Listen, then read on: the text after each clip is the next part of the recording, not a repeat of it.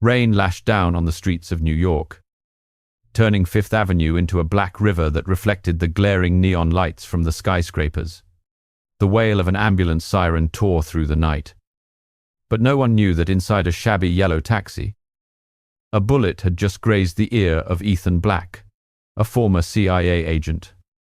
Now, just an anonymous driver, he gripped the steering wheel, blood from a small scratch on his cheek dripping onto the gear shift.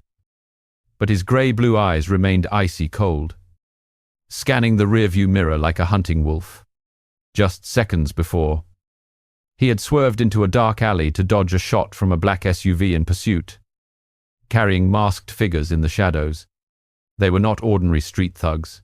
They were the henchmen of Victor Hale, a notorious human trafficker from Mexico.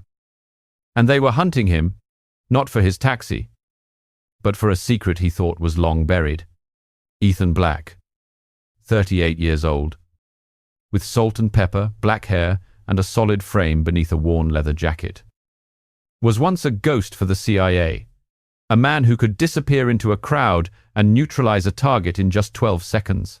Now, he had chosen a simple life, driving his taxi from dawn until midnight, listening to the trivial stories of his passengers, from a young woman excitedly talking about her date to a grumpy businessman complaining about falling stocks.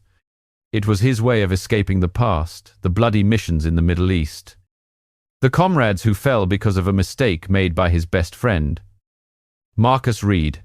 But tonight, the past had found him, in the form of a panicked woman with bloodshot eyes who stepped into his cab. "Drive. Please. Hurry, they'll kill my little girl." Clara Monroe's voice trembled, her hands clutching a cracked leather handbag, her face pale beneath smudged makeup. She was a single nurse from Queens, and her daughter, Sophie, 8 years old, had been kidnapped 3 days ago. The kidnappers demanded $500,000, but Clara only had $3,000, her last savings for the dream of getting Sophie out of the slums. They sent a video. Sophie was crying. "They told me to bring the money to a warehouse in the Bronx. The police said to wait. But I can't wait," she choked out, her tears mixing with the rain spattering against the window. Ethan glanced in the mirror, recognizing that familiar desperation, the pain of victims he had once saved, or watched die. He didn't ask any more questions. "Stay put," he said, his voice low and steady as a command, as he slammed on the gas and plunged into the stream of traffic. Fifth Avenue gave way to the narrower streets of the Bronx, where dim yellow streetlights illuminated graffiti-stained brick walls. He knew this area like the back of his hand, every alley, every security camera blind spot. If Victor Hale dared to reach into New York to kidnap an innocent child, he had chosen the wrong territory. The car stopped 200 meters from the old warehouse, under the shadow of a large oak tree. The smell of machine oil and rust filled his nostrils as Ethan stepped out, his leather jacket covering his shoulders, his right hand concealing a military-grade combat knife, the only thing he kept from his CIA days. "You stay here. Lock the doors. If I'm not back in 10 minutes, call 911 and run." Clara nodded, her trembling hands clutching the bag of money. Ethan slipped through the rusty iron fence, his shadow melting into the rain like a dark streak. Inside the warehouse, gruff laughter echoed from 3 burly thugs sitting around a rotten wooden table with beer bottles and cigars. A scar-faced man held a phone, recording Sophie. The tiny girl was tied up in a dark corner, her wide eyes filled with tears, her mouth sealed with duct tape. "Let the girl go." Ethan's voice echoed from the shadows, calm but sharp as a razor's edge. The 3 men jerked around in surprise. The scar-faced one sneered, pulling out a butterfly knife that glinted under the dim fluorescent light. "Who the hell are you? You got a death wish." "Old man!" He lunged forward, the blade swinging towards Ethan's side. But Ethan had already moved, as fast as a phantom. He leaned away from the slash, his right hand grabbing the man's wrist and twisting sharply, making the joint crack audibly. The knife clattered onto the wet concrete floor. An uppercut caught him square on the jaw, sending the scar-faced man reeling backward, teeth and blood spilling from his mouth. The other two charged like wild animals. One swung an iron pipe, the air whistling in the musty space. Ethan rolled over an old crate as the pipe smashed a stack of cardboard boxes, sending debris flying everywhere. He sprang up, using the scar-faced man's own butterfly knife to cut Sophie's ropes.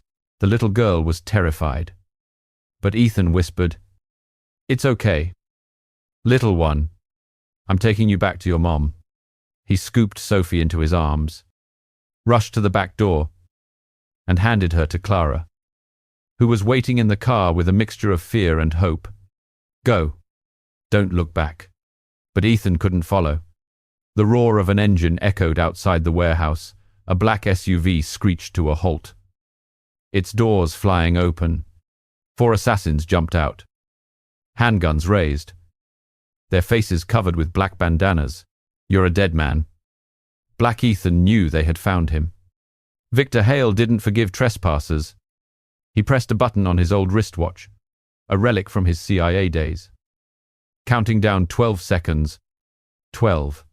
He observed the leader's grip on his gun was slightly off, his footing unsteady on the rain-slicked ground. 10. He raised his gun and fired the first shot. The bullet slammed into the brick wall, sending dust everywhere. 8. Ethan ducked and charged, plunging his combat knife precisely into the leader's wrist, making the gun clatter to the ground. 5. The other two fired repeatedly, but he rolled behind an oil drum, a bullet tearing through his leather jacket at the shoulder. 3. He leaped up, kicking one man hard in the chest, sending him stumbling back to hit his head on the car door. 0 seconds left. The last man swung a knife, but Ethan was already behind him. Locking his neck and twisting his arm, the dry snap of breaking bone echoed in the rain. He stood up straight, breathing steadily, the rain washing the blood from his knife. The warehouse was now silent, save for the distant sound of sirens. Ethan returned to his taxi, but Clara and Sophie were gone. Safe, he hoped. On the way back to Brooklyn, the radio reported a kidnapping rescued in the Bronx. No leads on the perpetrator. Ethan turned off the radio, his hands tightening on the steering wheel. He had sworn to stay out of it. But Victor Hale had dragged him back in. And worse, an anonymous text message appeared on his phone. "You're digging too deep. Black. Marcus says hello." Marcus Reed, his old friend from the FBI. The man whose life he had saved in Afghanistan. If Marcus had betrayed him, then this was no game of victors. This was a bigger conspiracy, with threads stretching from New York to Mexico, and perhaps even further. Ethan stopped the car in front of his small apartment, his eyes darkening. The past isn't dead.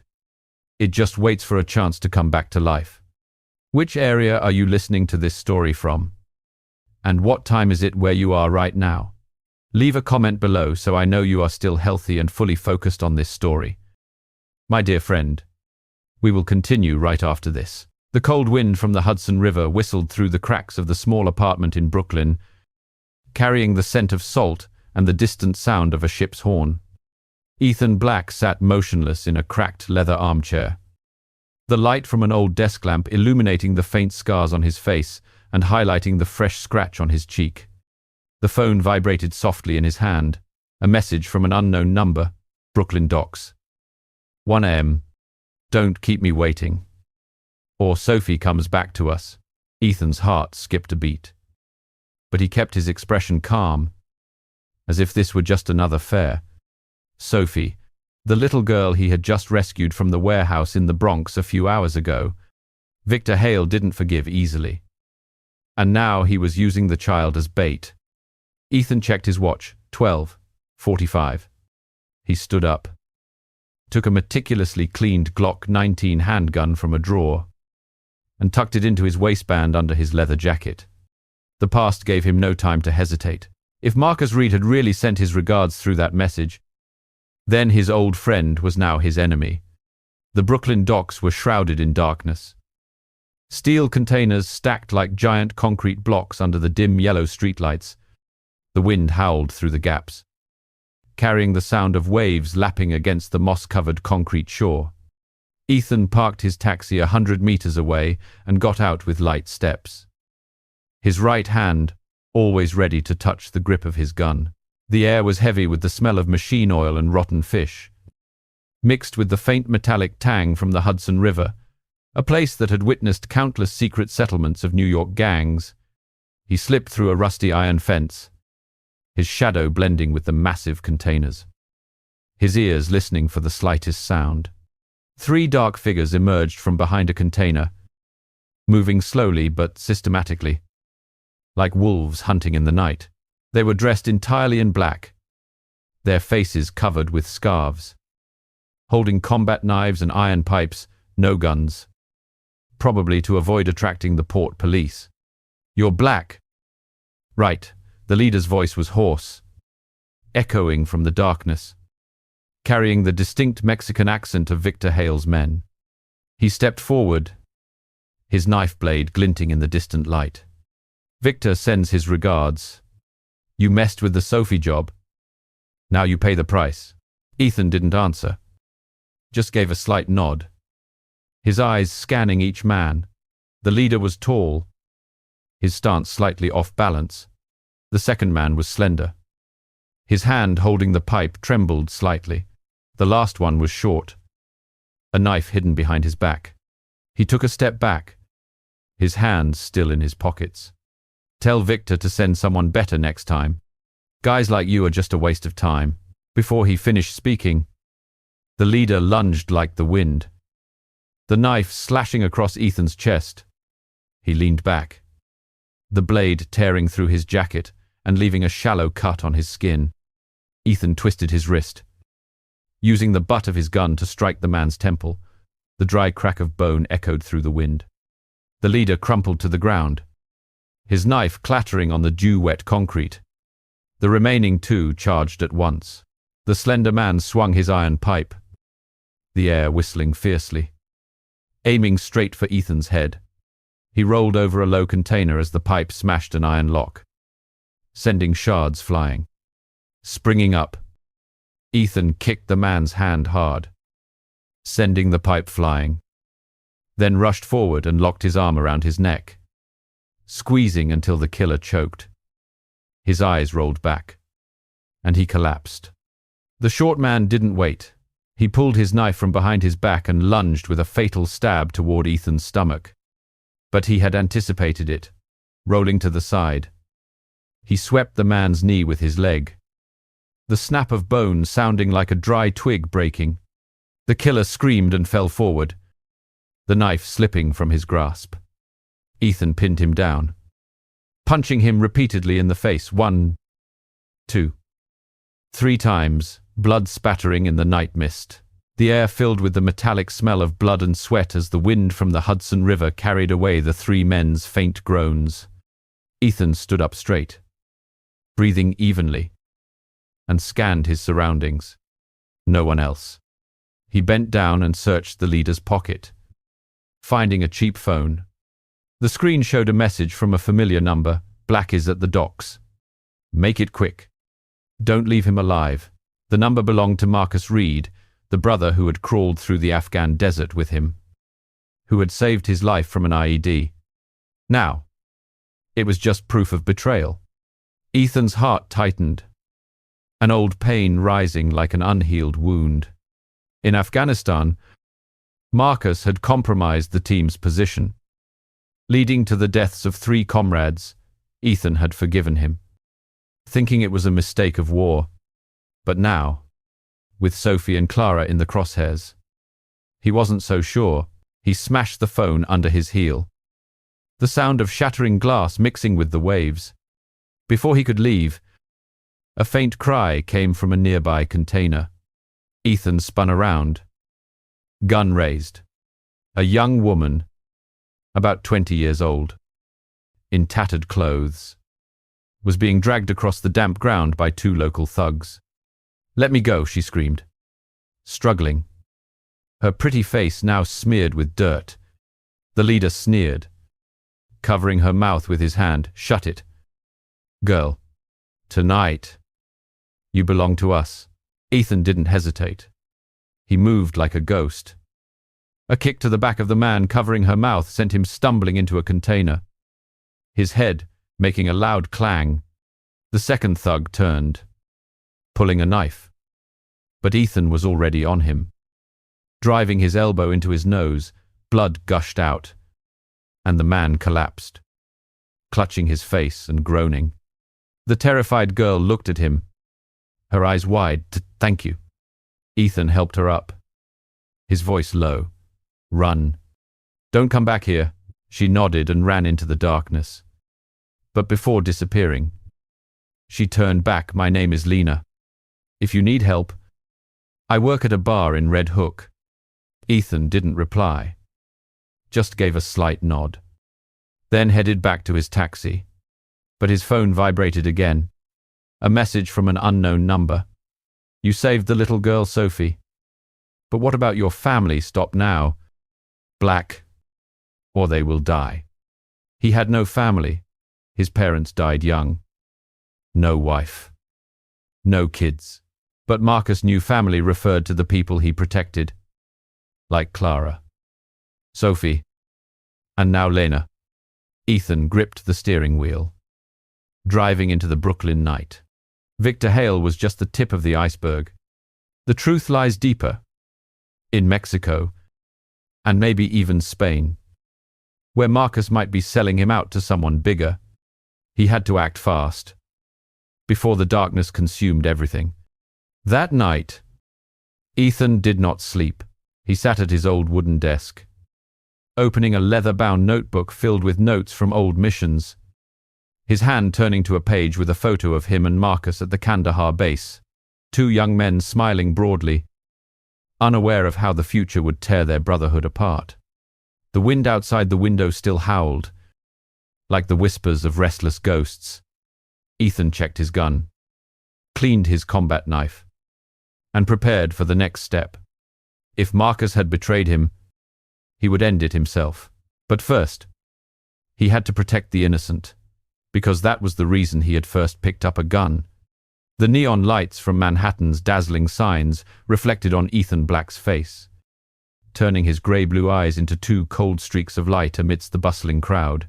It was late, but the Inferno nightclub was as vibrant as a slow-burning bomb. The deep thud of the bass shook the polished wooden floor, and the smell of cheap perfume mixed with cigarette smoke hit him as he pushed through the dancing crowd. After the incident at the Brooklyn docks, Ethan could no longer sit still in his cramped apartment. The threatening message about his family still haunted him. And Lena, the girl he had saved the night before, had sent him the address of this nightclub in a hurried text. "Vincent Crowe is here. He's one of Victor Hale's men. Be careful." Ethan wore an old black shirt, blending in with the other patrons like a ghost, his right hand always lightly touching the hilt of the combat knife hidden under his belt. Vincent Crowe, a notorious local mobster with a human trafficking network in New York, was the link between Victor and this city. If the man knew anything about Marcus Reed, Ethan would get it out of him. Inside Inferno, the air was as suffocating as a furnace in hell. Laser lights scanned back and forth, illuminating drunken or deceitful faces. Ethan sat at a secluded corner of the bar, ordered a whiskey neat, and scanned the crowd.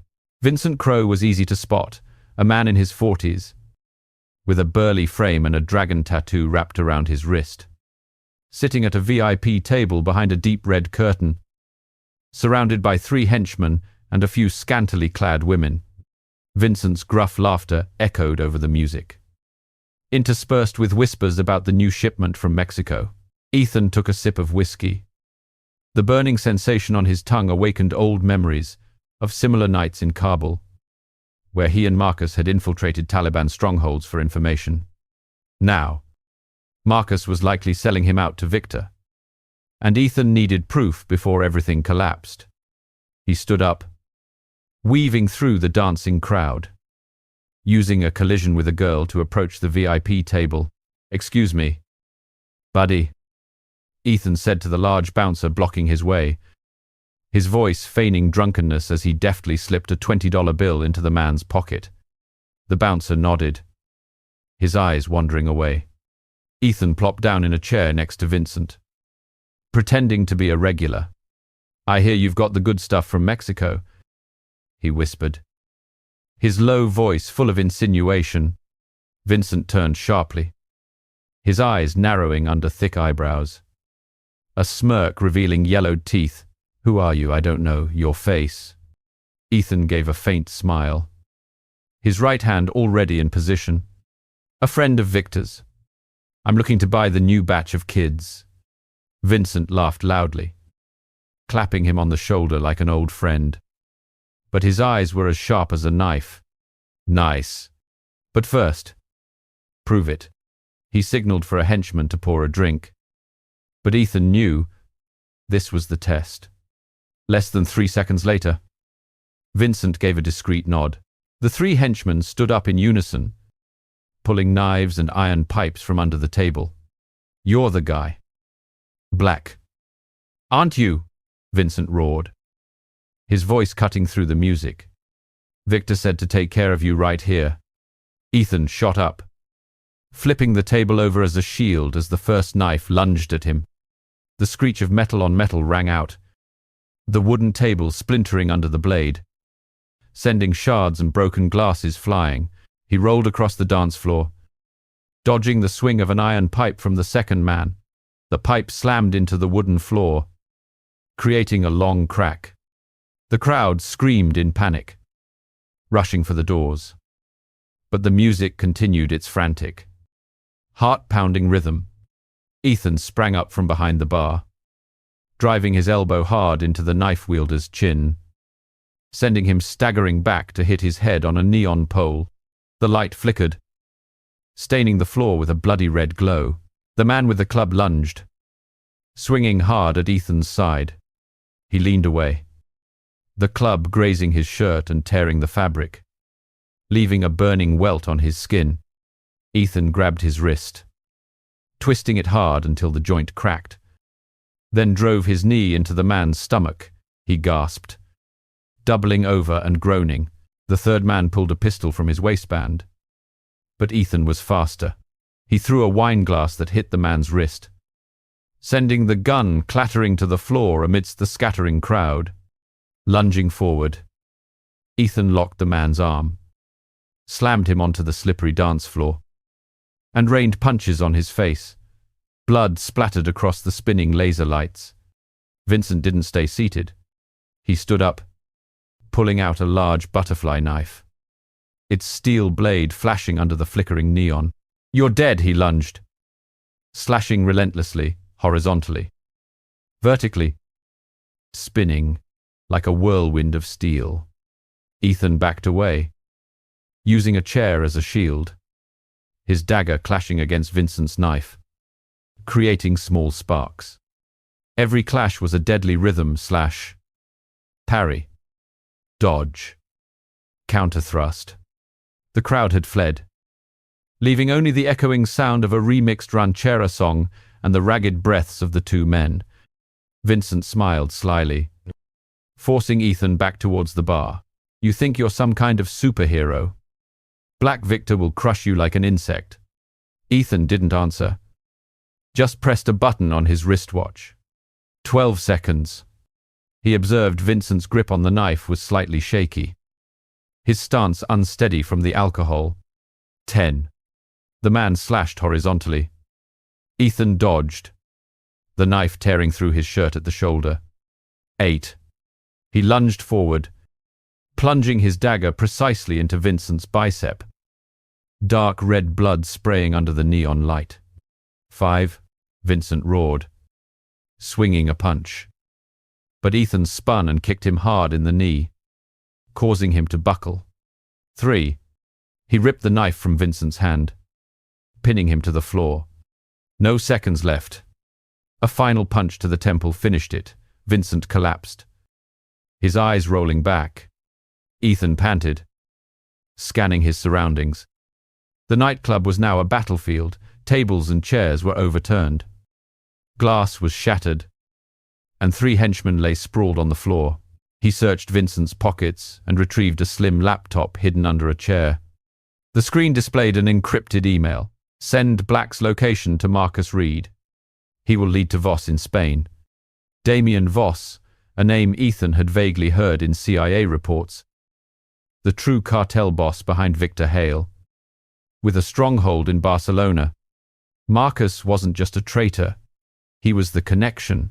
Ethan put away the laptop, wiped the blood from his knife, and left through the back door, melting into the bustling Manhattan street as if nothing had happened.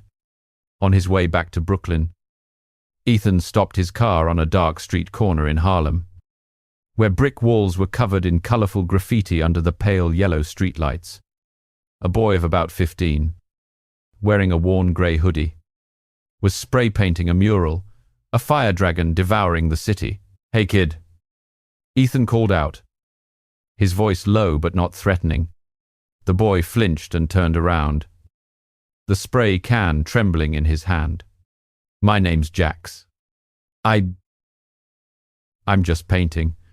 Ethan sat down beside him, looking at the painting. "It's good. But if you paint for Vincent Crowe, you'll lose your freedom." Jax lowered his head, his voice small. "They promised me money. I need it for my mum." Ethan placed a hand on his shoulder, his gaze softening for a rare moment. "Their money only buys chains. You have talent. Paint for the world, not for the shadows." Jax looked up, his eyes shimmering with hesitation. "Like you, I saw you on the news, saving that little girl, Sophie." Ethan gave a faint smile. "I just do what has to be done. Keep this can, and promise me stay away from them." Jax nodded, clutching the spray can like a treasure. But that moment of humanity was cut short by a call from an unknown number. The voice of Sam, an old FBI source, crackled through the speaker. "Ethan, listen. Your old colleague, Sarah Klein, died last night. Suicide. They're saying, but I know it's not. She was digging deep on Voss in Spain, and Marcus was the last person to see her." Ethan gripped the phone, rage rising like acid burning through his veins. Sarah, the righteous woman who had saved his life in Baghdad.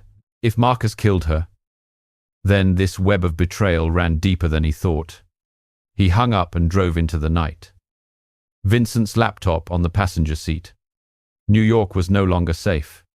The real journey was beginning, from Mexico to Spain, where Damien Voss was waiting. But first, Ethan had to protect Jax and make someone pay for Sarah.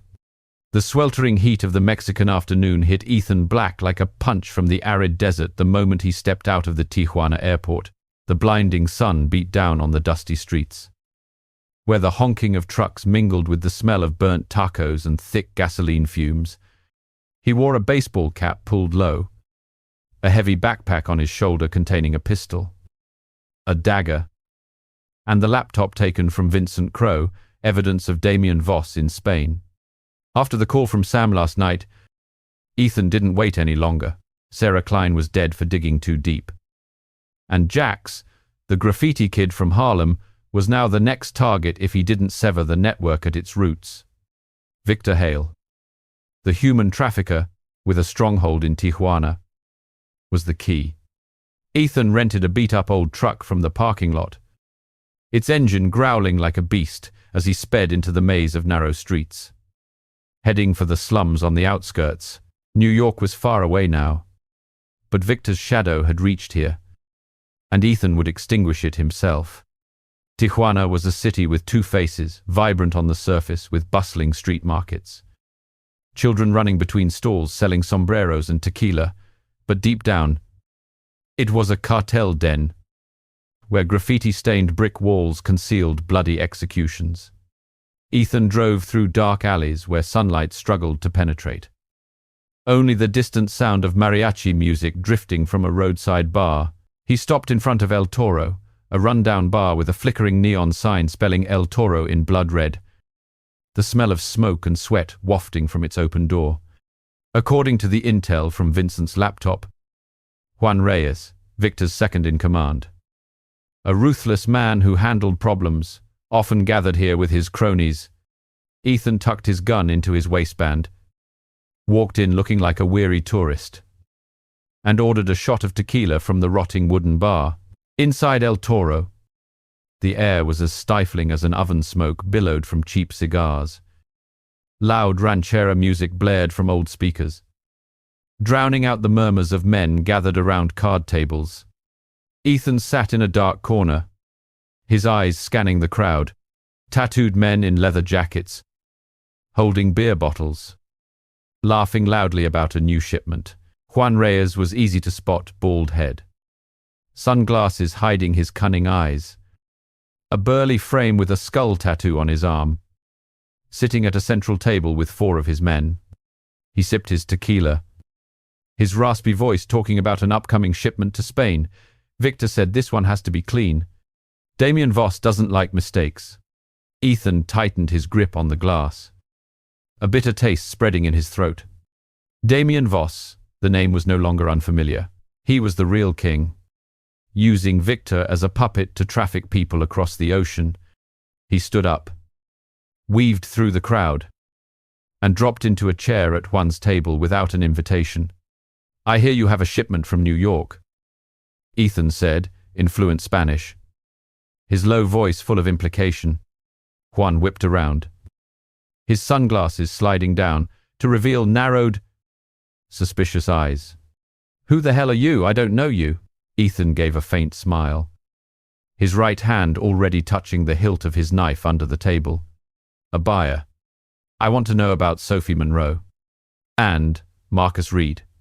The name Marcus made Juan flinch, and he gave a discreet signal to his men. "You know too much, gringo." Before he could finish, 4 henchmen stood up, pulling daggers and iron bars from under the table. The bar fell suddenly silent, leaving only the pounding ranchera music. Like a racing heartbeat, the fight erupted in a flash. The first man lunged with a flashing knife, slashing at Ethan's chest. He leaned back, the blade grazing his shirt and tearing the fabric, leaving a shallow cut on his skin. Ethan grabbed his wrist, twisting it hard until the joint cracked, then drove a knee into his stomach. The man gasped and fell backward into the bar, shattering tequila glasses. The second man swung an iron bar, the wind whistling fiercely through the thick smoke. Ethan rolled over a card table as the bar smashed a stack of beer bottles, sending white foam everywhere. Springing up, he kicked the man's hand hard, sending the bar flying, then lunged forward, locking him in a muscular chokehold until his eyes rolled back and he collapsed. The terrified patrons scattered, knocking over chairs and tables, their screams drowning out the music. Juan Reyes didn't wait. He pulled a pistol from his waistband, the black steel barrel aimed straight at Ethan. "You're dead!" he roared. Pulling the trigger, the first bullet slammed into the wooden wall behind Ethan, sending splinters flying. He rolled across the beer-sticky concrete floor, drew his Glock, and fired back, hitting the third man who was charging with a knife in the shoulder.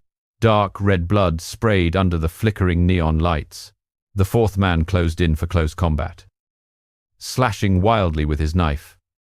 But Ethan was faster. He pistol-whipped him across the temple, then kicked his knee hard, making him fall flat on his face. Juan fired repeatedly, bullets embedding in tables and chairs, gunpowder smoke mixing with the cigarette smoke, making the air even more suffocating. Ethan pressed the button on his watch. 12 seconds. He observed Juan's gun hand was trembling slightly from the tequila, his stance unsteady on the slippery floor. 10.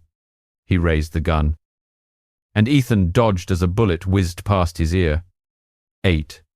He moved like a shadow, plunging his dagger precisely into Juan's wrist, the gun clattering to the floor. 5. Juan roared, swinging a punch, but Ethan spun and kicked him hard in the chest, sending him crashing into the wall. 3. He pinned Juan to the floor, snatching the phone from his pocket. No seconds left. A final punch to the temple finished it. Juan was unconscious, blood trickling from the corner of his mouth. Ethan panted, surveying the bar, which now looked like a war zone, shattered furniture. 3 henchmen sprawled on the floor, and not a single customer in sight. He searched Juan's pockets and found a slip of paper with the address of a warehouse on the outskirts of Tijuana, where Victor was meeting his partner from Spain. Juan's phone displayed a message: shipment of children arriving in Newark. Transfer to Barcelona for Voss. Keep Black alive for interrogation. Ethan clenched the paper, rage surging within him. A shipment, including children like Sophie, and perhaps even Jack's, if he dug deeper. As he drove to the warehouse, dust billowing under the truck's wheels, Ethan's mind flashed back to Afghanistan. Marcus Reed, with his friendly smile, had accidentally reported the wrong coordinates for their unit, leading to an ambush. 3 teammates died. Ethan survived by sheer luck. He had forgiven him, thinking it was the pressure of war. But now, with Sarah dead and Jax in danger, that betrayal felt like a knife twisting deeper. You will pay, Marcus, Ethan whispered, his knuckles white as he gripped the steering wheel. The warehouse appeared ahead, its grey concrete stark against the setting sun, with containers stacked like a fortress. Ethan hid the truck, checked his gun and knife, and stepped into the darkness with steely resolve. Victor Hale was waiting for him, and he would end this game before it consumed more innocent people. The evening shadows stretched long, orange and red streaks across the dusty desert on the outskirts of Tijuana, painting the grey concrete warehouse into a grim fortress at the foot of the distant mountains. Ethan Black hid behind a rusty container, his breathing steady despite his heart pounding like a war drum. The heavy backpack with his gun and dagger pressed against his back. After the chaos at the El Toro bar, he had slipped away to this location from the address he got from Juan Reyes, Victor Hale's lair, where the human trafficking shipment was about to be sent to Spain. The hot wind carried the smell of machine oil and dry earth, mixed with whispers echoing from inside the warehouse through a slightly ajar steel door. Ethan climbed onto a low stack of crates, his eyes fixed on the scene inside. 6 burly guards stood around a long wooden table, pistols at the ready, while Victor Hale, a tall man with a silver goatee and eyes as black as an abyss, was talking on the phone. His voice was deep and gravelly, with a heavy Mexican accent. The shipment of children must arrive in Newark clean. Damien Voss won't wait. Ethan tightened his grip on his dagger, rage boiling in his chest. Children like Sophie Monroe, innocent, torn from their mother's arms, were now cargo for Voss in Barcelona. He was about to charge in, but a familiar figure walking through the warehouse door stunned him as if he'd been struck by lightning. Marcus Reed, dressed in a sharp black suit, walked in with a fake, friendly smile, shaking Victor's hand like an old friend. Victor, the shipment is secure. The FBI doesn't suspect a thing, Marcus said, his voice smooth but laden with meaning. Victor chuckled, clapping him on the shoulder. Thanks to you, Reed. Black is digging deep, but you've already sold him out. Ethan felt an invisible knife pierce his heart. Marcus, the brother he had crawled through the dust of Afghanistan with, was now a traitor. The image of 2 young men laughing at the base in Kandahar flooded his mind. But now only heart-wrenching pain remained. He didn't charge in. An assault now would be suicide. Instead, he retreated silently, his silhouette melting into the desert as the sun set. leaving the warehouse to the raspy laughter of his two enemies. His phone vibrated softly in his pocket, a text from an unknown number. Jax is in danger in New York. Come back now, or the kid dies. Ethan's heart clenched. Jax, the graffiti kid from Harlem, whom he had just convinced to stay away from Vincent Crow's dark world. Damien Voss was using him as bait. And Marcus was surely the one who sent the message. He rushed back to the Tijuana airport, bought a ticket for a late-night flight with cash, avoiding all cameras. On the plane, amidst the roar of the engines and the dim light from the entertainment screens, Ethan opened the laptop from Vincent, decrypting the data with old software from his CIA days. The email files appeared like horrifying puzzle pieces. Marcus had received money from Voss to sell out the locations of FBI sources, including Sarah Klein, who had died of suicide. Another file revealed that Jax wasn't random, the boy had witnessed one of Vincent's deals, and Voss wanted him handled to silence him. Ethan gripped the armrest, his nails digging into his skin. Marcus's betrayal wasn't just about money. It was the collapse of everything he had ever believed in: brotherhood, justice. The plane landed at JFK at midnight. New York was shrouded in a cold, drizzling rain, the streetlights casting a hazy glow on the slick streets. Ethan rented a car right at the airport, a beat-up black SUV, and sped straight into the Bronx through waterlogged streets glistening with neon reflections. Rain pattered against the windshield, the distant sound of sirens mixing with the frantic rhythm of his own heartbeat. Jax had sent a panic text 2 hours earlier. They found me at the old corner. Help. Ethan floored it, the tires screeching on the wet pavement, sending a spray of water from a puddle.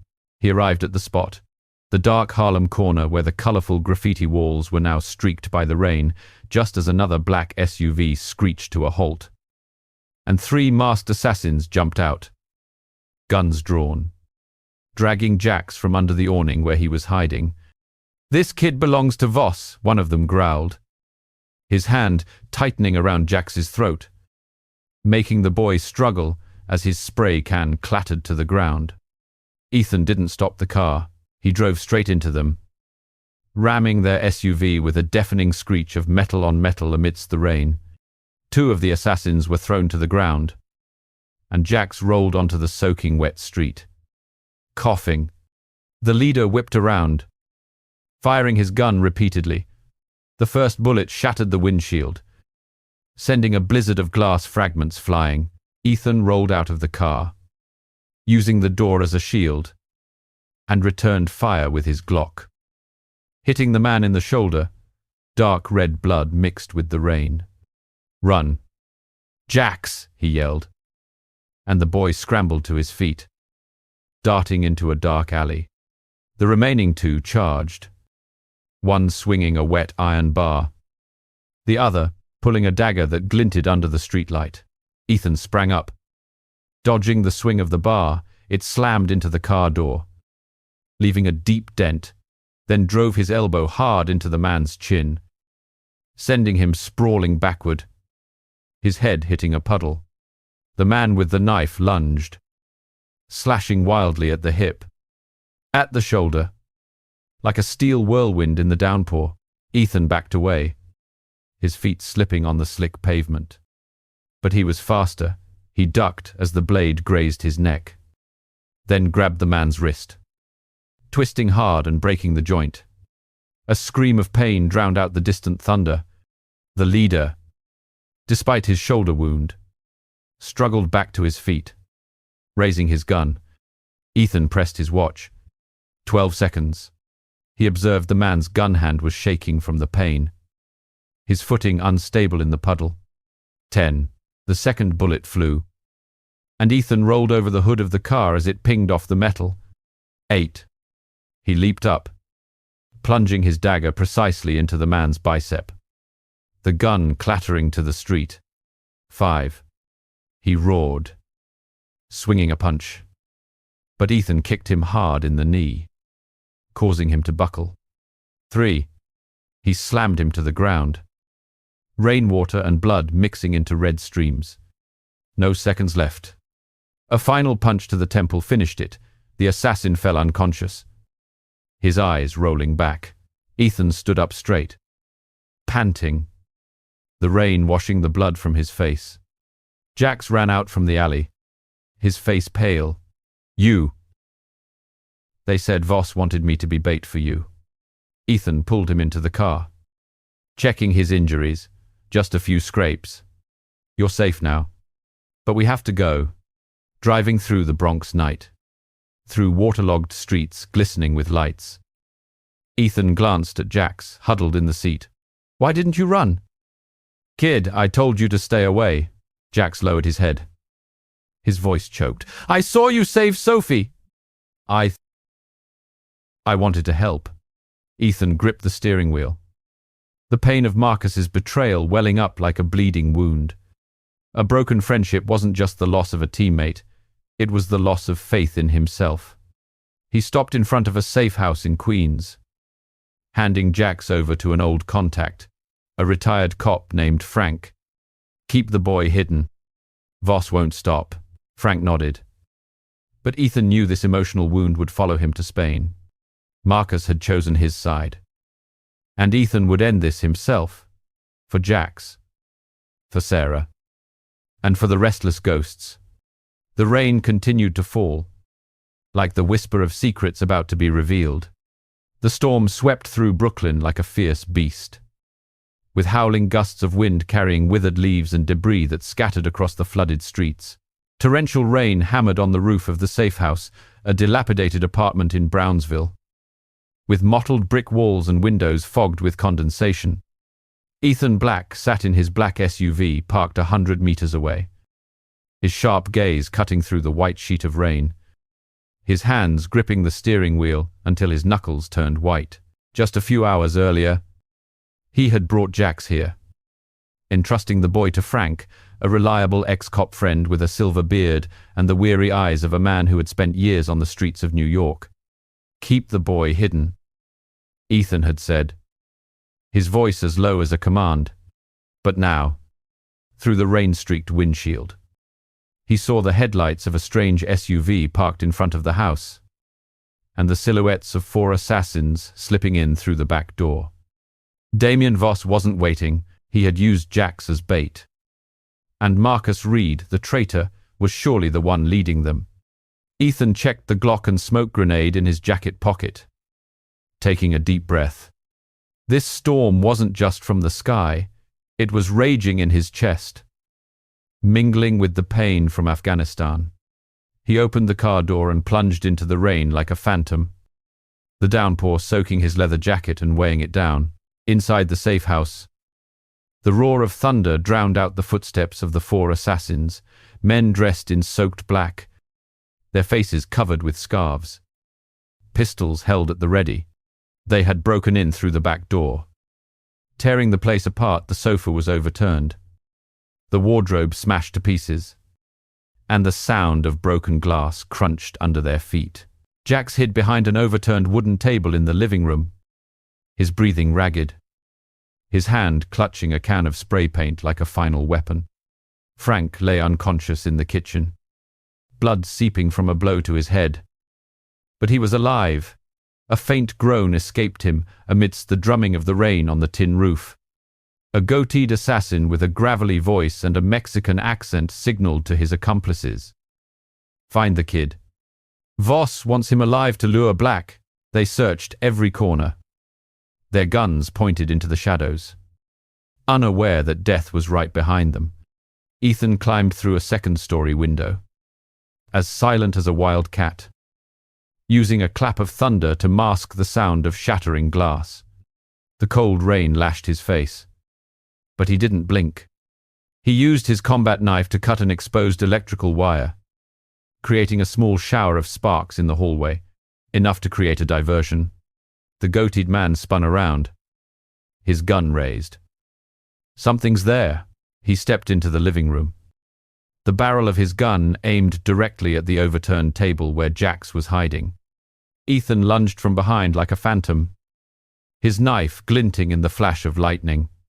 The blade plunged precisely into the man's shoulder, and dark red blood sprayed out.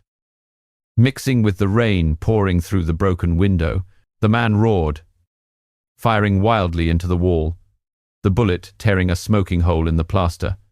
But Ethan had already rolled across the slippery wooden floor, sweeping a leg out to strike the man's knee and sending him tumbling, his head hitting the edge of the table with a sickening crack. The remaining three heard the commotion and stormed into the room like wild animals.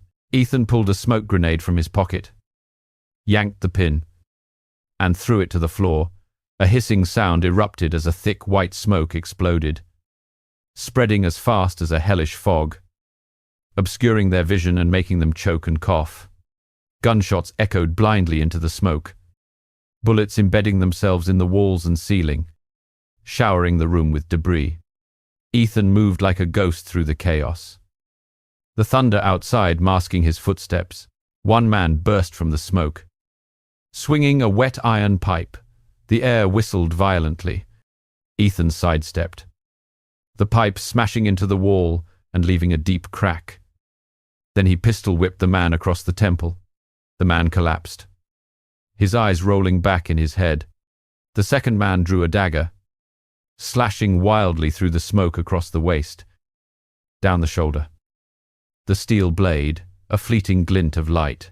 Ethan grabbed his wrist, twisting it sharply until the joint snapped with a crackle, then kicked him hard in the chest, sending him crashing into the shattered wardrobe. The last man panicked, firing repeatedly into the thick smoke, a bullet grazing Ethan's shoulder and tearing through his leather jacket, leaving a searing burn. Ethan used the sound of the gunshots to pinpoint his location, leaping from behind, locking the man in a chokehold with his muscular arm and squeezing tight. The man's gurgles faded into the sound of the rain. In just a few minutes, all four men lay motionless on the wet wooden floor as the smoke slowly cleared to reveal a scene like a battlefield, splattered blood, wrecked furniture, and the faint moans from Frank.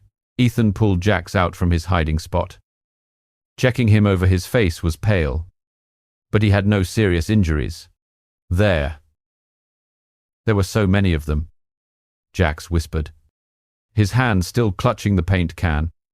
Ethan clapped him on the shoulder, his voice uncharacteristically warm and deep. "You're alive. That's all that matters." He helped Frank up, temporarily bandaging the wound with a clean cloth, then pulled them both out through the back door as the rain continued to fall, as if trying to wash away the blood.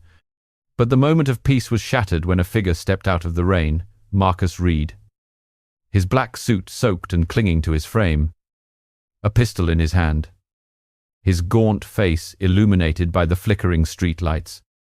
"Ethan, stop," Marcus said, his voice weary but sharp, the barrel of his gun aimed at Jax. "Voss knows everything. Let the kid go, and I'll let you live." Ethan pushed Jax behind him, his eyes locked on his old friend, now just a traitor. The lingering smoke from the grenade drifted between them, obscuring the space. "Why?" "Marcus, Afghanistan." "Sarah." "Now, Jax, is Voss's money worth all this?" Ethan's voice was low, filled with a mixture of rage and pain. Marcus gave a bitter laugh, his eyes wavering. "You don't understand. The team fell apart. I was drowning in debt. Voss gave me a way out." He raised his gun, but Ethan had already lunged into the smoke like the wind. The confrontation exploded amidst the thunder.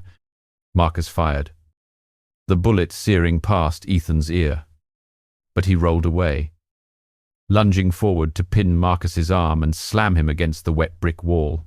The two men wrestled on the rain-slicked ground, fists flying wildly. Ethan punched Marcus in the gut, making him gasp, and Marcus retaliated with an elbow to Ethan's ribs. A sharp pain shot through him.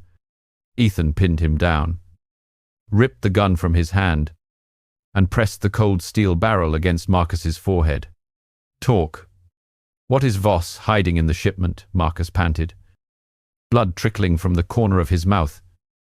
Jax. The kid saw the code. The shipment isn't just children, it's weapons, drugs, and a list of compromised agents. Voss controls everything from Spain to New York. Ethan's hand tightened.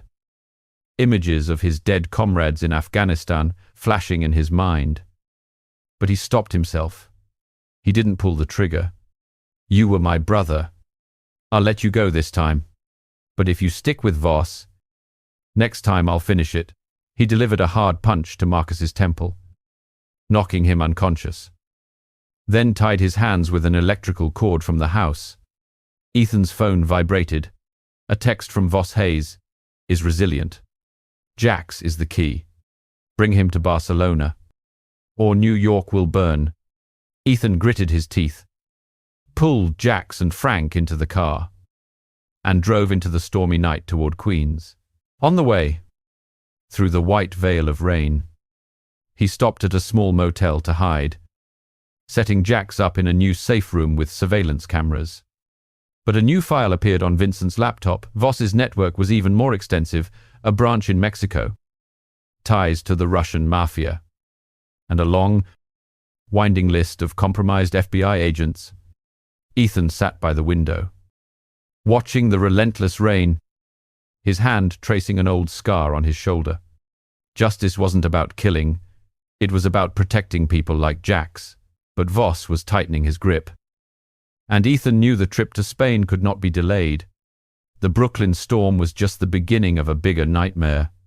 The storm wind howled through the cracks of the small motel in Queens, carrying the incessant drumming of rain on the thin tin roof. A reminder that peace was just a fragile illusion. Ethan Black sat by the fogged-up window, the light from his laptop screen casting cold blue streaks across his face, highlighting a faint scar on his cheek from an incident in Tijuana. The data file from Marcus Reed, the traitor now tied up in a temporary warehouse, was clear. Damien Voss's shipment would dock at Newark Port at midnight tonight, containing not only children but also weapons and drugs, ready to be transferred to Spain. Jax slept soundly on the bed nearby, his spray paint clutched in his hand like a treasure, his face showing a rare moment of peace amidst the nightmare. Frank had been taken to a secure hospital, but Ethan knew that if he didn't intercept this shipment, Voss would crush everything, from New York to Barcelona. He shut the laptop, checked his Glock and knife, and whispered to the darkness, "Rest now, kid. I'll finish this." He rushed out the door, disappearing into the storm, his black SUV speeding through the waterlogged streets shimmering with neon lights.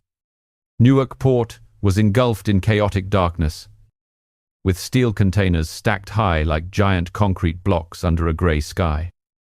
As the storm whipped rain against the churning waters of the Hudson River, the distant sound of a ship's horn mingled with the roar of thunder, creating a deadly symphony. Ethan parked half a mile away, slipping through a rusty iron fence by cutting the barbed wire with a small pair of pliers, the rain soaking his leather jacket until it clung heavily to his body. The air was thick with the smell of sea salt and engine oil, mixed with the acrid stench of wet cargo. He moved like a phantom through the maze of containers, his feet sinking into puddles, his ears tuned to the rumbling diesel engine of the newly docked ship, Victor Hale's shipment. Now under Voss's command, high on a watchtower, a sniper stood guard, his AK-47 rifle at the ready under the flickering floodlights, his eyes scanning the darkness like a hawk hunting its prey. Ethan knew taking him out was the key to getting onto the ship's deck. He climbed an old crane, his hands gripping the slick, wet cable, the strong gusts of wind making his body swing like a pendulum on the edge of life and death. The rain lashed his face painfully, but he didn't blink. Every muscle tensed beneath his soaked clothes. Reaching the top of the crane, Ethan observed the sniper was 20 meters away, his back to the sea. Unaware that death was approaching, he threw a small stone from his pocket. The clatter echoed at the base of the tower, just enough to make the man turn, Seizing the moment, Ethan jumped, a risky leap through the dark void, his hands grabbing the tower's railing, his body slamming hard against the metal with a loud clang that was lost in the thunder. The sniper spun around, startled, raising his gun. "Who's there?" But Ethan was already on him. Driving an elbow hard into his throat, a choked gurgle escaped as the AK clattered to the tower floor. The two men fought hand to hand on the narrow railing, the fierce wind pushing them to the edge. The sniper punched Ethan in the ribs, a searing pain spreading like fire. But Ethan retaliated with a sweeping kick to the man's knee, forcing him to buckle. Ethan locked him in a chokehold from behind. Squeezing with his muscular arm, the man struggled, his hands clawing. But he gradually weakened, his eyes rolling back before he fell unconscious. Ethan dragged him into the shadows of the tower, panting, the rain washing away the sweat and blood from the scratches on his hands. From here, he looked down at the deck. 6 containers were guarded by 8 of Victor's henchmen, floodlights sweeping back and forth like the scythes of death. But the moment of peace was shattered when a patrolman spotted his shadow on the tower. "Intruder!" he shouted, his gun firing. The first bullet ricocheted off the tower's railing in a spray of metal fragments. Ethan scrambled down the spiral staircase, his feet slipping on the wet iron steps. Bullets chasing him like a swarm of angry bees. He hit the ground in a roll, drawing his Glock and firing 2 shots that hit the patrolman in the shoulder. Dark red blood sprayed under the flickering floodlights. The remaining 7 charged from the ship's deck, pistols and daggers drawn, rushing into the container maze like a pack of wolves. The battle erupted amidst the thunder and torrential rain. One man lunged with a gleaming dagger, slashing at Ethan's side. He dodged, the blade tearing through his jacket, and then he pistol-whipped the man across the temple, sending him sprawling into a puddle. A second man fired from behind a container, shooting repeatedly. Ethan rolled behind a crate as bullets pinged off the steel, then sprang up and fired back, hitting him in the chest, his body collapsing with a splash. 3 more surrounded him from 2 sides, one swinging an iron pipe, 2 wielding knives. The storm-driven rain blurred his vision, but Ethan pressed a button on his watch. 12 seconds. He observed the man with the pipe was off balance in a puddle. The 2 with knives were trembling slightly from the cold. 10. The pipe swung. Ethan dodged, and drove his own knife into the man's bicep. Blood mixed with rain streamed down. 8. The 2 knife wielders attacked simultaneously, slashing wildly, one at his shoulder, one at his leg. Ethan stepped back, dodging a blade that seared past his neck, then spun and kicked the first man hard in the knee, making him crumple. 5. He lunged at the second man, locking his arm and twisting the knife to stab him in his own thigh. A scream of pain was drowned out by the thunder. 3. The man with the pipe struggled to his feet for one last swing, but Ethan was already behind him, finishing it with a punch to the back of the neck.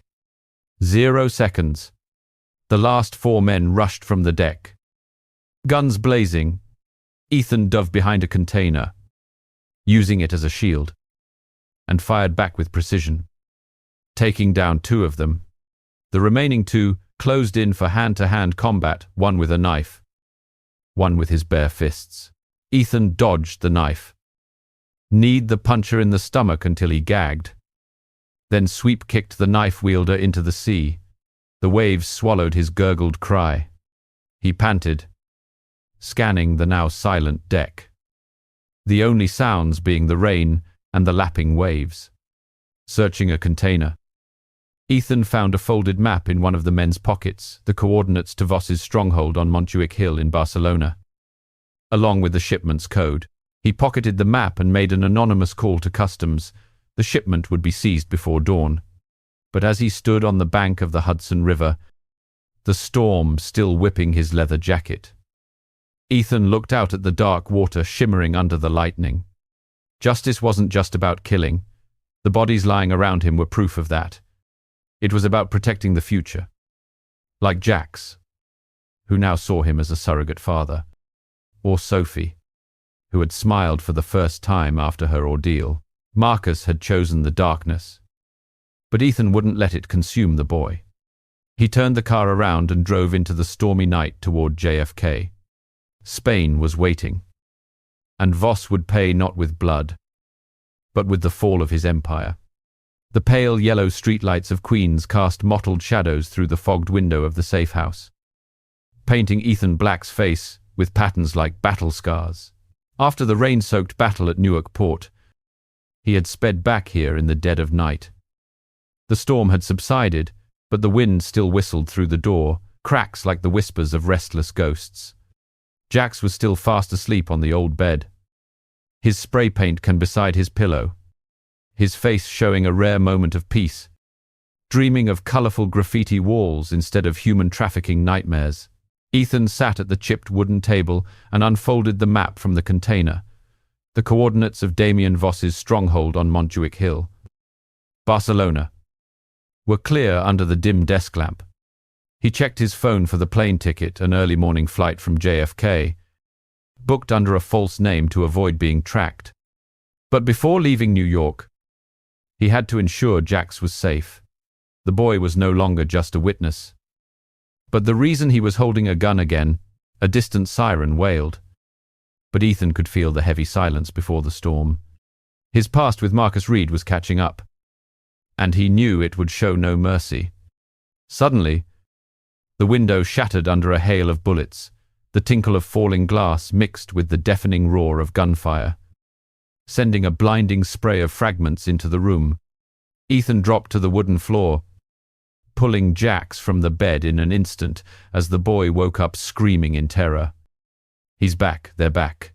3 assassins burst through the window, their faces covered with black scarves, pistols at the ready, followed by Marcus Reed in a disheveled grey suit, his face gaunt under the streetlight.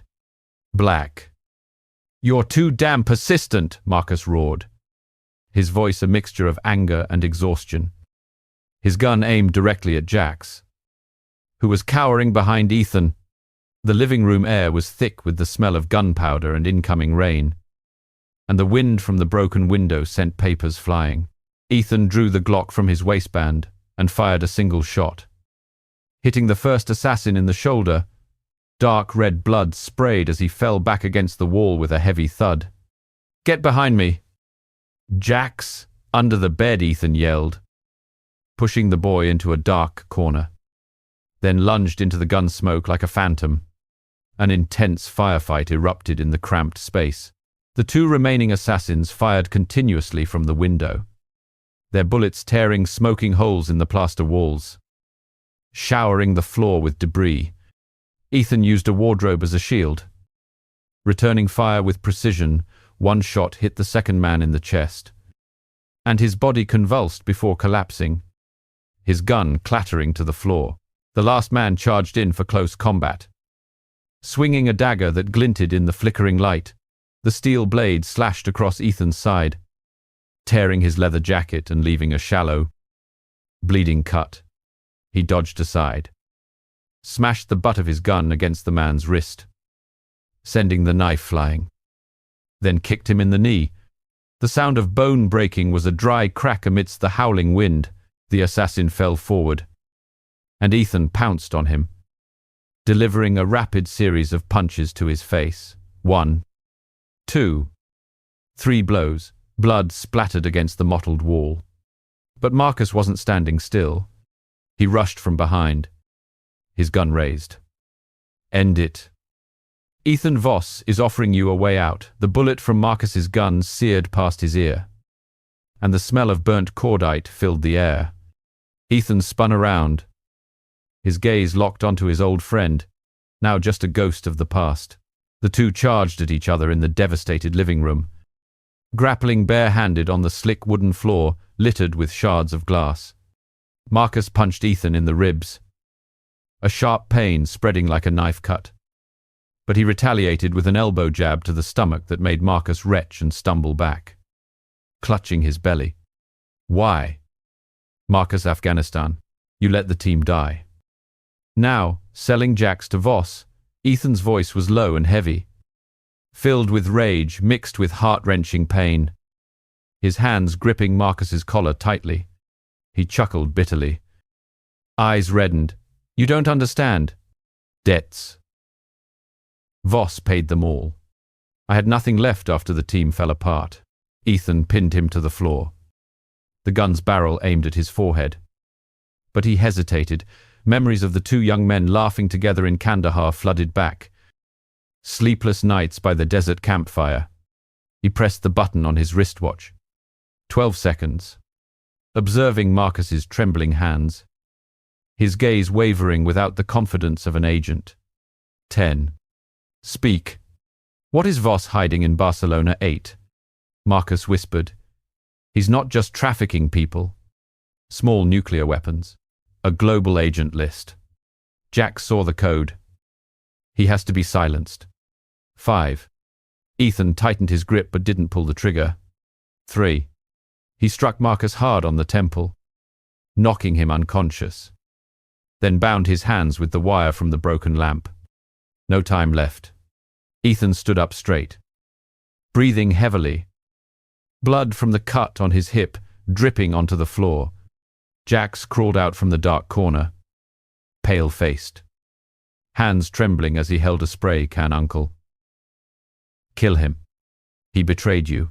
Ethan knelt down, placing a hand on the boy's shoulder, his gaze softening rarely amidst the chaos. It's not always about killing, kid. He was once a brother, like I am to you now. He pulled Jax to sit beside him, his warm voice recounting Afghanistan, the golden sand dunes under the sun, laughter by the campfire, and the moment Marcus saved his life from a mine. Betrayal hurts more than death, but it teaches us to be strong. You paint graffiti to tell stories, stories about people like me, not the darkness. Jax nodded, his eyes sparkling. I will paint you. A hero in the storm. That moment of humanity was like a balm soothing Ethan's wounded heart. Amidst the wrecked living room with the bodies of assassins strewn about and the acrid smell of gunpowder. But the phone buzzed. A message from Voss Black. You keep Jax, but Spain will be your grave. Montjuic awaits. Ethan gripped the phone so tightly the screen shattered, anger surging like acid. He called Interpol anonymously, providing Marcus's coordinates and evidence of betrayal. He would be arrested before dawn. Stay with Frank when he wakes up. Jax. I'm going to Barcelona to end Voss. The boy hugged him tightly. Voice choked. Come back. Uncle. Ethan nodded, patting his shoulder, then dashed out the door. Merging into the cold night of Queens, the car sped towards JFK. The Montjuic map on the passenger seat. The past had confronted him, and Ethan had survived, but Voss was the kingpin. And he would flip the chessboard himself. The city lights flickered through the windshield, like lost stars, reminding him that justice always comes at a high price. The dim moon hung suspended in the sky over Spain, casting cold silver streaks on the sharp corners of Barcelona's cobblestone streets, highlighting the solitary figure of Ethan Black as he drove an old rental car up Montjuic Hill. After a long flight from JFK, he had slipped through El Prat Airport without a trace, his heavy backpack stuffed with a Glock, a dagger, and smoke grenades pressed against his back. Montjuic Hill, with its dark green olive gardens and ancient fortress now serving as Damien Voss's stronghold, loomed ahead like a giant ghost. The pristine white villa nestled behind tall iron fences and surveillance cameras scanning continuously. Ethan parked half a kilometer away, inhaling the night air infused with the salty scent of the Mediterranean Sea and the faint aroma of olive leaves. Jax was safe in Queens. Marcus was in Interpol custody. But Voss, the kingpin of the trafficking, weapons, and betrayal network, remained the final threat. He tightened his grip on the knife handle, his cold gaze sweeping through the darkness. This was the final battle, and he would not let the past repeat itself. Voss's villa was a modern fortress. Amidst ancient ruins, towering white stone walls surrounded a vast garden. Hidden floodlights under the olive canopy illuminating every shadowy corner. The sound of the Mediterranean waves whispering from afar like the grim reaper's call.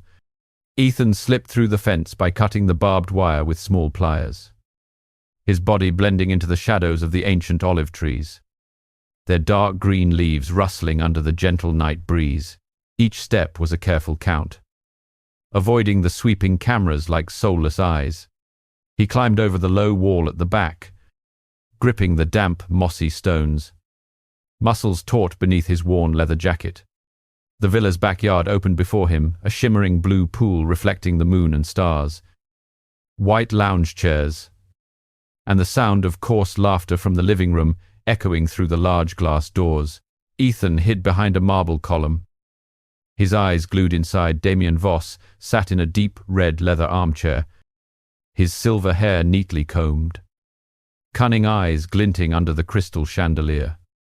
Surrounded by 7 burly bodyguards in black suits, handguns concealed beneath their coats, Voss held a glass of cognac, his voice low and gravelly over the phone.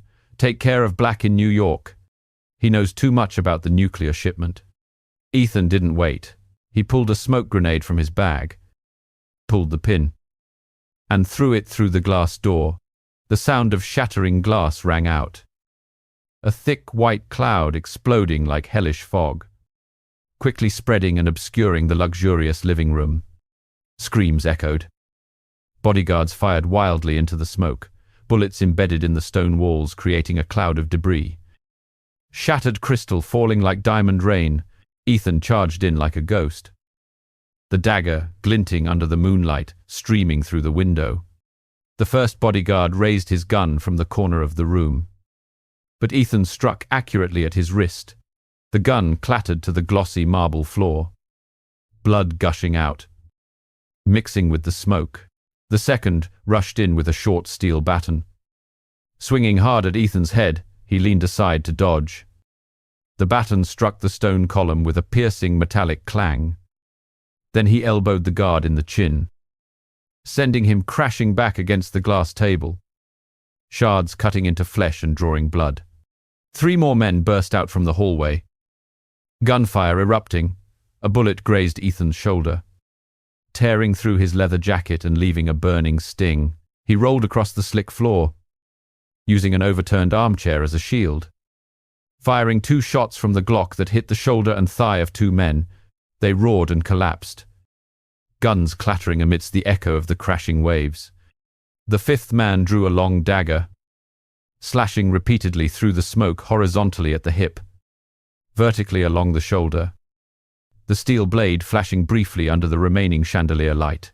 Ethan dodged the blade that grazed his neck, seized the man's wrist, twisting it sharply until the bone cracked, then swept his leg into the knee, sending the man sprawling face first, his head smashing into the edge of the shattered cognac table. Only Damien Voss remained. He stood in the corner of the living room, holding a gleaming silver revolver, his face pale but still maintaining the arrogant demeanor of a mafia boss. The cognac glass shattered beneath his feet. "You can't win against me, Black," Voss roared, his voice trembling, slightly mixed with the sound of the Mediterranean waves lapping outside the large window. The living room now resembled a battlefield. Overturned chairs, blood-soaked Persian rugs, smoke lingering with the acrid smell of burnt and strong cognac. Ethan stepped out of the smoke, his gaze as cold as steel locked onto Voss. Holding the dagger dripping with blood, he pressed the button on his wristwatch. 12 seconds. Observing Voss's trembling hand on the gun, his footing unsteady on the slick floor. 10. "You were wrong to bribe Marcus, and to kill Sarah," Ethan said, his voice steady, stepping slowly forward, closing the distance between them. 8. Voss pulled the trigger, the bullet whizzing past Ethan's ear, embedding itself in the stone wall and creating a cloud of dust. 5. He lunged like a gust of wind, locking Voss's arm and pushing him against the shaking glass wall, the gun clattering to the floor. 3. Voss tried to punch Ethan in the ribs, but he pinned him down. Striking hard at his temple, Voss collapsed, blood trickling from the corner of his mouth, his body convulsing on the dark red carpet. No seconds left. Ethan stood tall, breathing evenly, the sound of the waves now like applause for justice. He rummaged through Voss's pockets, retrieving a glossy black USB containing a list names of compromised FBI agents, plans for the nuclear shipment, and evidence linking to Victor Hale in Mexico. Ethan tucked the USB into his pocket, dragged Voss to the backyard, tying him to a metal chair under the olive tree, then called Interpol anonymously, his voice calm Damien Voss at Montjuic. Arrest him before dawn. The distant wail of police sirens sounded, but Ethan had vanished into the night. Racing down the hill in the rental car, the shoulder wound bled through his shirt, the sharp pain reminding him of the price of justice, not an easy victory, but the scars accumulated from Sophie, Jax, Sarah. He stopped by the Mediterranean Sea, waves crashing against the black rocks under the moonlight, the wind carrying the salty scent soothing his pain. Voss had fallen. The network collapsed. But Ethan knew darkness always had new hidden corners. He got in the car, heading towards Barcelona airport, his gaze resolute towards New York. Jax was waiting. And peace, though fragile, was worth fighting for. The morning sun filtered through the lush green canopies in Central Park, casting a gentle golden layer over the cobblestone path, dispelling the darkness of the long, chaotic nights. Ethan Black sat on an old wooden bench, holding a steaming cup of black coffee from a nearby cart, his grey-blue eyes watching the children frolicking on the grass, their laughter mingling with the chirping of sparrows. After the long flight from Barcelona, he had returned to this sleepless city with his shoulder wound bandaged tightly beneath his worn leather jacket. But his soul felt lighter than ever. Damien Voss had fallen in the fortress of Montjuic. The USB containing the list of betrayals and nuclear shipment plans now safely in the FBI's vault. An anonymous call from El Prat Airport had triggered a global sweep. Voss's network was collapsing like a sandcastle before the waves. Victor Hale was arrested in Tijuana. Marcus Reed faced trial for betrayal. And victims like Sophie Monroe could finally breathe easy. But Ethan knew. Peace was just the calm between two storms.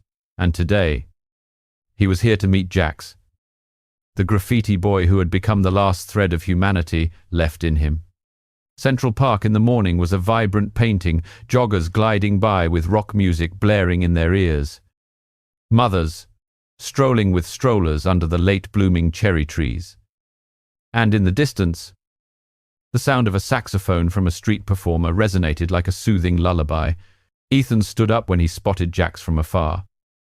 The 15-year-old boy, now a bit taller, wearing a clean grey hoodie instead of tattered clothes, holding a spray can and a large roll of paper. "Uncle Jax," exclaimed, running over to hug him, the scent of acrylic paint mingling with teenage sweat. Ethan patted the boy's shoulder, a rare smile blooming on his lips, the smile of an unwitting father. "How are you, kid? Frank said you painted all night." Jax nodded, his eyes bright. "I finished it. The wall in Harlem. About you. The lonely hero in the storm." They walked together along the tree-shaded path. Jax, unrolling the paper on a bench, a detailed sketch in pencil, depicting Ethan standing in the New York rain, leather jacket billowing, his determined gaze looking out towards the horizon, surrounded by shattered shadows like broken glass. "I drew based on what you told me. No cape. Just a gun and a knife. But you save everyone."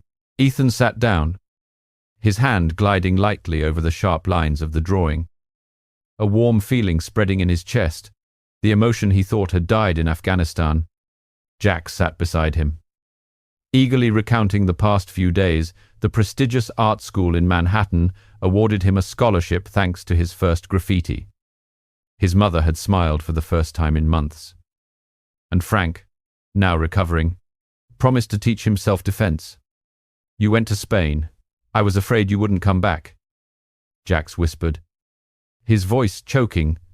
Ethan looked at him, his gaze gentle. "I'm back now. Voss is down. The shipment is broken, but you have to promise paint to change. Not for revenge. The world needs people like you, telling stories with colors, not with blood." Jax nodded. Pulling out a smaller sketch from his pocket, Ethan, standing on the Brooklyn Bridge, looking out at the Hudson River sparkling under the sunset. A solitary yet resilient figure. "This is for you. To remember that you're not alone." Ethan tucked the drawing into his jacket pocket, gripping it tightly like a treasure. A rare tear rolling down his cheek, not from pain, but from hope. But that moment of humanity was interrupted when the phone vibrated lightly. A message from Sam. "An old source at the FBI, the USB has activated. Voss's network has collapsed globally. Hundreds of victims have been rescued, but there's new intel. Another cartel in Mexico, linked to Russia, is rising. The leader, Ivan Petrov. They know about Black." Ethan tightened his grip on the phone, the familiar anger surging like acid burning through his veins. Voss was just a link. Darkness always had new hidden corners. And now, a conspiracy from Mexico with Russian fingerprints was targeting him, perhaps because the USB had leaked some data. He stood up, patting Jax on the shoulder one last time. "Keep painting, kid. I have work to do." Jax looked at him, worried. Another storm. Uncle Ethan smiled faintly. "Every storm passes. But I will be there, in the eye of the storm." The boy nodded, hugging him tighter, then turned away with the spray can on his shoulder, his small figure blending into the morning crowd of Central Park. That afternoon, Ethan stopped by the hospital in Queens, where Clara Monroe and Sophie were recovering. The 8-year-old girl ran to hug his legs, her big round eyes now dry. "You're a superhero. Thank you for saving me." Clara, her pale face but grateful eyes, held his hand. "No words are enough. Sophie is smiling all the time now." Ethan nodded, saying little, but inside him, the shattered pieces of the past were healing, not perfectly, but enough to carry on. On his way back to his small apartment in Brooklyn, he stopped at the familiar coffee shop in Manhattan, where Lena, the girl he saved at the harbor, was now serving with a bright smile. "Free coffee, hero," she said, winking. Ethan took a sip, the familiar bitterness soothing the pain in his shoulder. "Not a hero, just someone doing what needs to be done." Lena laughed. "That's what makes you a true hero." Night fell over New York, the neon lights from the skyscrapers casting onto the bustling streets, turning Manhattan into a brilliant river of light.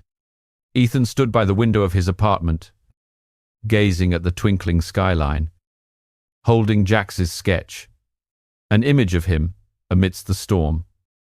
But now, with a glimmer of hope, the phone vibrated again, a message from Interpol confirming Voss was sentenced to life. But a new report about Ivan Petrov in Mexico, a Russian-Mexican kingpin with a nuclear weapons network, made him clench his fists. A new conspiracy was forming, larger than Voss. And Ethan knew his name had been marked.